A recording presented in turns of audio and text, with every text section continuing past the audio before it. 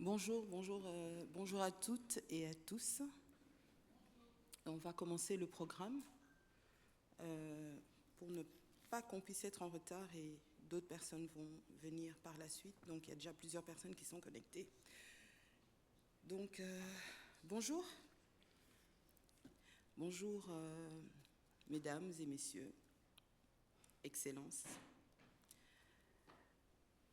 Chers représentants associatifs et partenaires, chers membres des communautés africaines et de la diaspora, chers invités, chers amis, chères familles, au nom d'Africope et de l'ensemble des partenaires de cette journée d'études, je tiens à vous souhaiter la bienvenue à l'Institution des sciences naturelles de Belgique.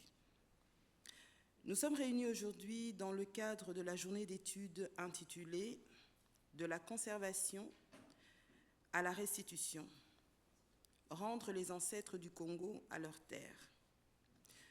Une journée consacrée à une question historique, humaine et profondément actuelle, celle de la mémoire, de la dignité, de la restitution des ancêtres congolais conservés dans les institutions belges, notamment ici. Une journée consacrée à une question historique, humaine.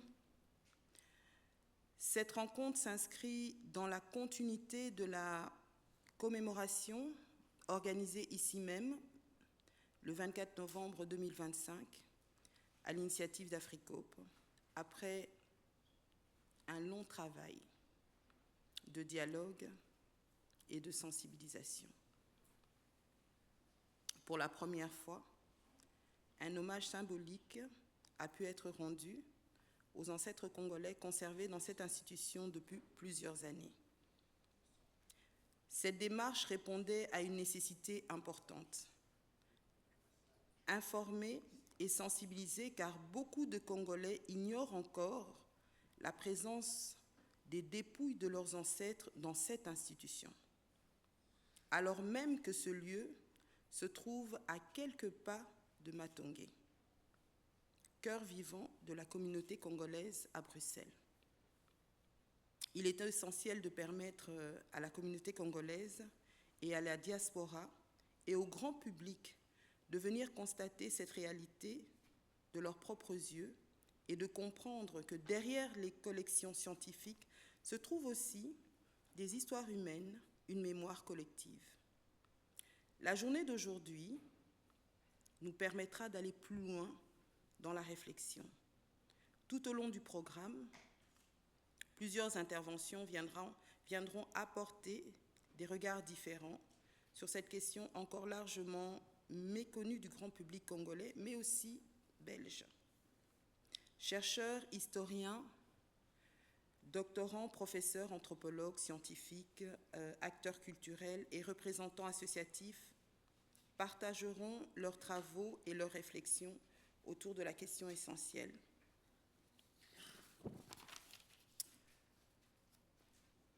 Avant de poursuivre, permettez-moi également de remercier M. Michel Van Camp, le directeur de l'institution, pour son accueil et pour avoir permis la tenue de cette journée d'études au sein de ce musée. Nous espérons que cette rencontre contribuera à faire avancer la réflexion autour de la mémoire, de la dignité humaine et du retour des ancêtres du Congo vers leurs terres. Je vais donc vous inviter, si vous voulez bien, à vous lever et à observer ensemble une minute de silence en hommage aux ancêtres conservés dans cette institution.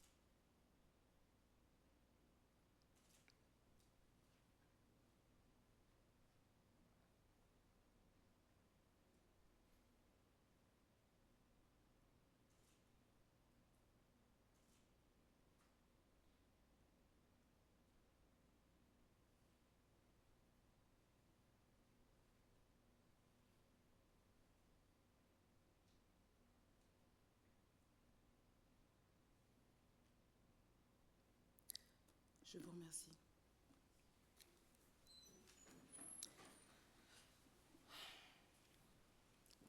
Maintenant, je vais passer la parole à M. Patrick Semal.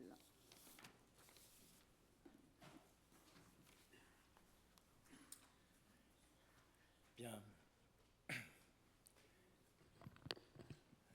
Bonjour à toutes et tous. Bienvenue ici donc à l'Institut royal des sciences naturelles de Belgique. Monsieur Van Camp, le directeur général de l'institution, malheureusement ne peut être là aujourd'hui, mais comme il l'avait déjà démontré lors de la cérémonie d'hommage aux ancêtres congolais au mois de novembre, c'est une question qui lui tient à cœur et il continuera dans l'avenir à essayer de faciliter le dialogue et un parcours commun pour arriver à cet objectif qui est le retour des dépouilles sur leur terre. Alors, pour pouvoir faire une très brève introduction, j'ai préparé trois diapositives qui sont en fait des échelles de temps pour vous montrer un petit peu d'où venons-nous, où allons-nous et où sommes-nous aujourd'hui. Alors, la première dépouille d'ancêtres congolais qui arrive dans les collections de l'État belge, c'est en 1868, c'est même avant la création du musée de l'Afrique centrale, et c'est un don du baron Falek. Alors il faut savoir qu'au début du XIXe siècle, les cabinets de curiosités étaient des choses assez communes et que parmi ces cabinets de curiosités, il était de bon ton d'avoir des crânes représentant des populations exotiques, entre guillemets. En 1884, on a ici un premier événement, je dirais, qui est représentatif d'une des méthodes de collecte des dépouilles des ancêtres. C'est le chef Tabois Lusinga qui est donc tué et décapité sur ordre d'Emile Storm. À ce moment-là, Emile Storm va ramener en fait la tête, le crâne de Lusinga, mais comme un trophée personnel qui va rester chez lui jusqu'à sa mort. Donc le crâne de Lusinga va être donné par la veuve d'Emile Storm au musée de l'Afrique centrale, mais beaucoup plus tard. En 1897, il y a la première inscription à l'inventaire du musée du Congo, et ensuite il va y avoir une série d'acquisitions, de collectes, avec différents modes que je ne détaille pas parce que Lise va le faire bien plus détaillé et de manière bien plus pertinente que moi. En 1935, comme je vous l'avais dit, c'est donc le don à l'Africa Museum, donc au musée de l'Afrique centrale, de la tête du crâne de Lusinga et de deux autres chefs au musée de l'Afrique centrale. En 1947 et 1948, il y a également donc l'inscription de la collection de Ferdinand van de Ginst, qui est la plus grande collection de dépouilles congolaises, d'origine congolaise, qui sont conservées ici en Belgique. Et en 1950, c'est la dernière inscription dans la collection d'anatomie anthropologique à l'Africa Museum. Toute cette collection sera transférée à l'Institut royal des sciences naturelles de Belgique dans les années 60, et c'est pour ça que cette réunion se tient ici. Entre 1950 et 2001, rien ne se passe au niveau du questionnement sur l'existence de ces dépouilles dans les collections. Ce n'est qu'en 2001 que, donc, lors de l'exposition Exit Congo, Boris Wastio retrouve les traces de la dépouille de Lusinga à l'Institut et en fait mention. Mention qui sera confirmée et étudiée bien plus en profondeur par Martin Coutenir dans le cadre de sa thèse de doctorat. En 2016, il y a des questions parlementaires au Sénat par certains députés. Et en 2018, il y a une série de publications sur la problématique de la tête de la dépouille de Lusinga, qui a été réalisée par Michel Bouffiou dans Paris Match, et qui a commencé à faire bouger un petit peu les lignes, tant au niveau des institutions qu'au niveau des politiques. À ce moment-là, d'ailleurs, c'est intéressant à noter, en 2018, Michel Bouffiou interroge tous les partis ou tous les présidents de partis qui sont actuellement dans la majorité, et à part un, je pense, tous se montrent favorables au retour des dépouilles au Congo, et c'est une chose qu'on ne devrait pas oublier. En 2019, donc première conférence sur le sujet organisée à l'ULB, de l'ombre à la lumière, avec différentes résolutions parlementaires qui sont adoptées au niveau du de la Chambre fédérale et de la Chambre de la région bruxelloise. Et en 2020, le démarrage du projet Home, qui a pour objectif de faire l'étude, pas non limitée aux collections coloniales, puisque c'est l'ensemble des collections de restes humains présentes dans les collections scientifiques et culturelles, mais également déjà des éléments importants dans les demandes de restitution, puisque c'est la demande de rapatriement de Patrice Lumumba. Il faut savoir que donc, lors des publications des articles de Michel Bouffiou avait également contacté des descendants de Lusinga qui avaient émis les premières demandes de retour de la dépouille de leur ancêtre. En 2021, il y a un document qui est assez important qui donc, a été édité par Restitution Belgium sur les principes éthiques sur la gestion des collections, et il y a également l'appel de Juliana Lubumba au roi et au gouvernement pour la restitution des restes de son père. Puis les choses s'accélèrent un petit peu. Donc 2022, atelier national de restitution des restes humains au musée national de la RDC, rapatriement de la dent de Patrice Lumumba, la loi sur la restitution des biens culturels, mais dans lequel, donc en Belgique, le 3 juillet 2022, mais dont les restes humains sont exclus, et c'est une chose qui est importante, et la mise en place d'une commission nationale pour le rapatriement des biens culturels et des archives et des restes humains en RDC. 2023, publication des recommandations du projet Home, également publication de l'avis 82 du comité consultatif de bioéthique de Belgique qui avait été sollicité par les deux directeurs généraux de l'Africa Museum et du Musée d'histoire naturelle de Belgique. Le démarrage du projet Canatiste, qui n'est pas directement lié aux restes humains, mais qui est lié à la problématique de restitution des collections coloniales. Le démarrage du projet Reconnect, qui lui est plus précisément lié aux restes humains. Et en 2024, la demande de rapatriement des dépouilles du peuple Sokou par Fabrice Zombi, ainsi qu'un premier projet de loi relatif à la restitution des collections de restes humains contenues dans les collections fédérales, mais qui n'a pas pu arriver jusqu'au bout de par la chute du gouvernement. Une exposition à l'Africa Museum sur repenser les collections, le démarrage du projet Conciliare.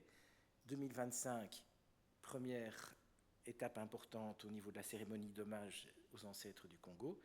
Et nous sommes maintenant en 2026 pour cette journée-ci, avec la possibilité dans l'avenir de poursuivre, puisque je vous avais parlé d'un projet de loi qui n'était pas arrivé jusqu'au bout, mais ce projet de loi réactualisé est de nouveau dans les canalisations de l'administration pour pouvoir permettre la restitution des dépouilles. Voilà, donc je laisse maintenant la parole à Laurent, qui va vous faire l'introduction des présentations.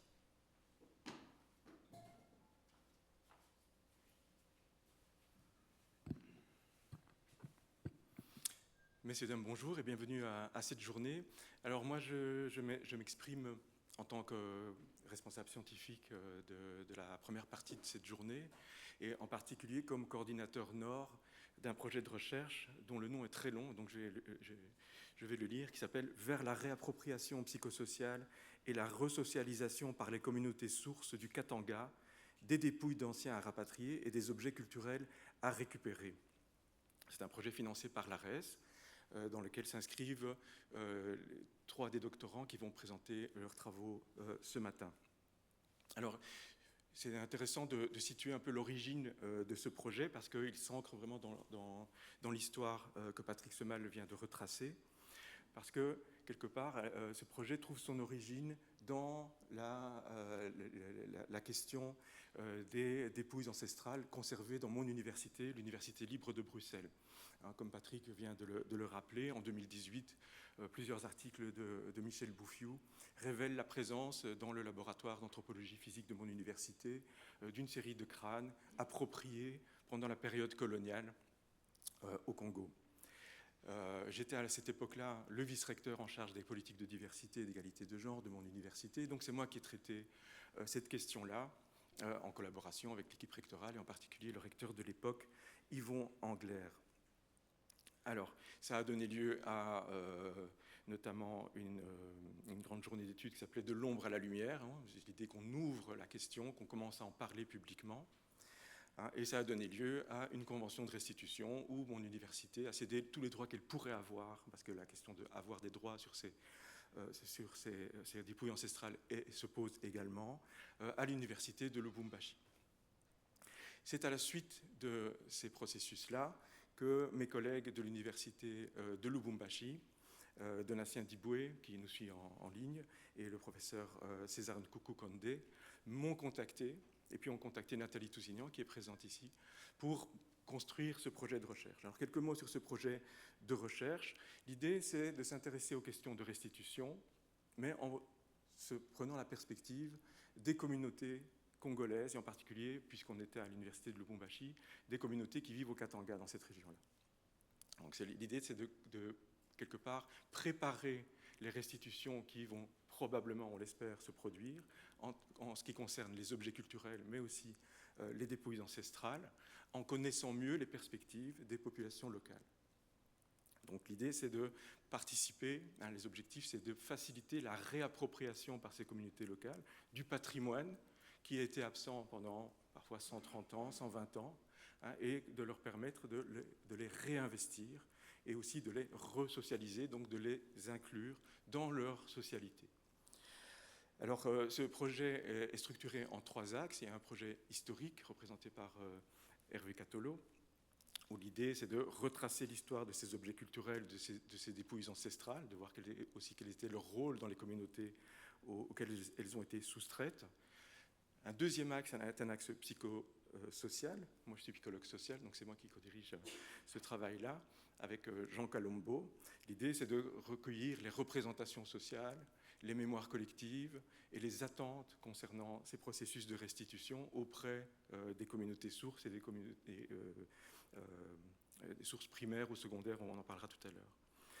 Enfin, un axe d'histoire de l'art, Patrick Modé-Carreza vous en parlera tout à l'heure. L'idée, c'est d'étudier les actions de médiation artistique destinées justement à favoriser cette réappropriation culturelle. Voilà. Alors, on aura aussi une présentation de Lise Busselen, anthropologue, historienne, qui réalise un doctorat à l'Université catholique de Leuven pour le moment sur les questions de provenance, de recherche de provenance, mais avec une vision très critique, comme elle nous le montrera tout à l'heure. Voilà, donc c'est une journée très importante pour nous. C'est une journée très importante en général. On sait qu'on touche à quelque chose de très sensible. Depuis le début, on le ressent. C'est ça qui rend la question extrêmement intéressante, mais aussi extrêmement délicate à traiter. Et donc, c'est ça qu'on va faire aujourd'hui, je l'espère. Dans la première partie de la matinée, on va être nourri par des recherches scientifiques.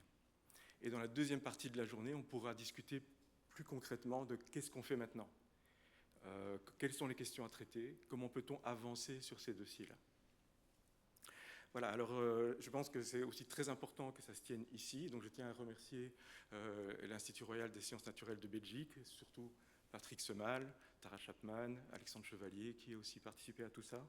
C'est très important que quelque chose de cet ordre-là se passe ici.